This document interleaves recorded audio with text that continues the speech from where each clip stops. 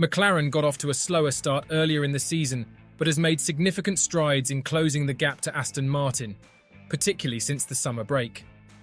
This impressive resurgence is largely attributed to a string of podium finishes in the last 4 races, which has allowed McLaren to jump ahead of Aston Martin by 6 points in the standings. Norris expressed his confusion regarding Aston Martin's recent performance decline, noting that their car seemed to be getting slower and slower in recent weeks. With this shift in momentum, he believes that McLaren has the potential to set their sights on Ferrari, who currently hold 3rd place in the standings with an 80-point advantage. It's a testament to McLaren's determination and improving performance. It's our target. I think we're in a good rhythm. It's been clear that Aston, they seem to have managed to make the car slower and slower with every upgrade that they've bought. They were racing Red Bull at the beginning of the year, and they were out in Q1, and then they've been struggling. So I don't know what their issues are. He said about Ferrari's lead.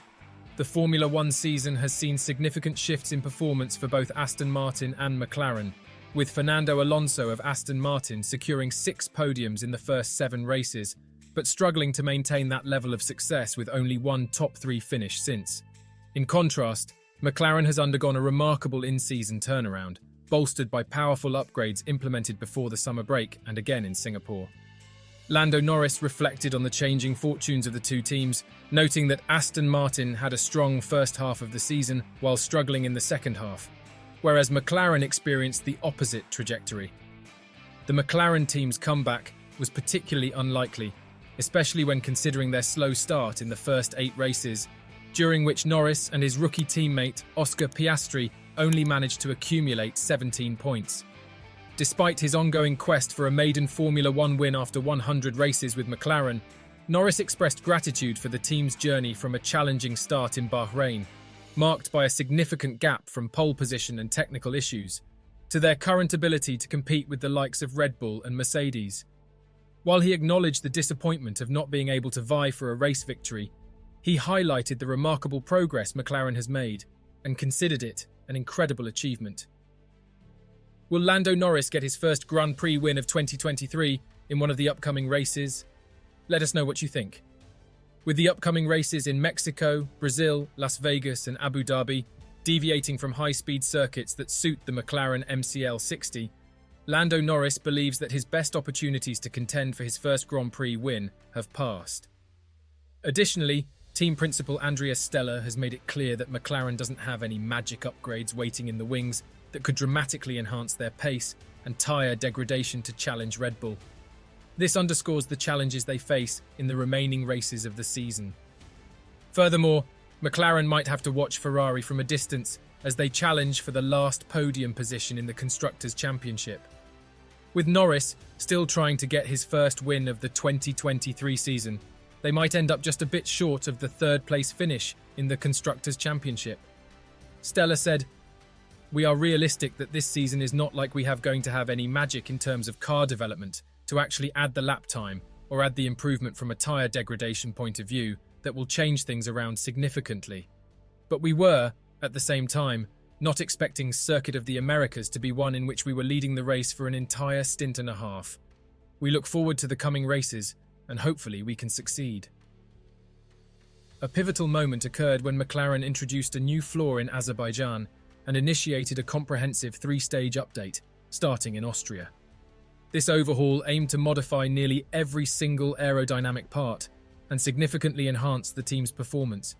Consequently, the MCL 60 became consistently the 2nd fastest car on the grid, just behind Red Bull.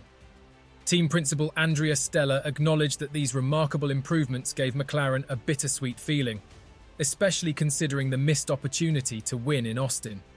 He continued, "We are celebrating a podium here, but at the same time, after the first stint, it looked like we could have enough pace to finally grasp the victory. I would like to reaffirm that we are very happy with the podium, and this is certainly something that everyone in the initial seconds after the race was, shame we didn't win it." Lando Norris's recent performance in Formula One saw him achieve 2nd place in a string of races.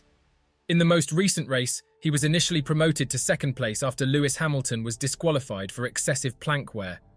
Norris acknowledged the progress McLaren has made and emphasized that it was still an amazing day for them. However, despite his positive outlook, Norris also expressed a sense of missed opportunities. He felt that his best chances of securing his first Grand Prix win in the 2023 season had already passed. While his consistency in finishing near the top is commendable, it's clear that he's eager to take that final step to the top of the podium and secure his maiden Formula One victory. Do you think Lando Norris can claim a win in one of the upcoming races? Let us know your opinion. During an appearance on the Nailing the Apex podcast, Zach Brown was questioned by host Tim Hauraney regarding whether Red Bull is a plausible target for McLaren in 2024. This inquiry revolved around the idea of a winter filled with development, with the aim of enhancing the car based on the improvements made in 2023. When asked if anyone can beat Red Bull, "Oh yeah, whether anyone will, we'll find out, but can? Sure, they're human. They've just done an awesome job. We're closing the gap. Max is driving unbelievably. It's an unbelievable team, but yeah, I think they're definitely beatable. We just need to do a better job, and that's what we're trying hard to do," he said. Lando Norris's evaluation centres on McLaren's well-documented weakness in low-speed corners, which has been a persistent Achilles heel. This vulnerability is a concern because all 4 remaining races in Mexico, Brazil, Las Vegas and Abu Dhabi have sections with these low-speed corners, which could pose a challenge for McLaren. If you looked at the GPS overlays of how bad we are in the slow-speed areas, I'm not looking forward to Brazil. I think we're going to be pretty shocking there. Vegas and Abu Dhabi are probably the better ones, he explained. The McLaren Formula One team has undergone a remarkable transformation throughout the season. At the beginning of the season, they were considered one of the slowest teams on the grid, managing to secure only 29 points from the first 8 races leading up to the Austrian Grand Prix. However, their fortunes took a significant turn, and over the course of the 9-race weekend since Austria, they accumulated an impressive 213 points. Their journey of improvement started at the Austrian Grand Prix, with immediate positive results, as Lando Norris secured a 4th-place finish. This marked the beginning of their enhanced competitiveness, which has continued to develop consistently since that pivotal race in July. McLaren's ability to turn things around and become a competitive force in Formula One showcases their dedication and progress in the sport. Don't forget to share your thoughts in the comments section.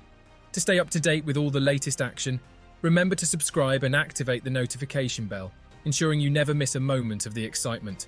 Stay tuned for further updates, analysis, and coverage as we closely follow the developments in the Formula One Championship.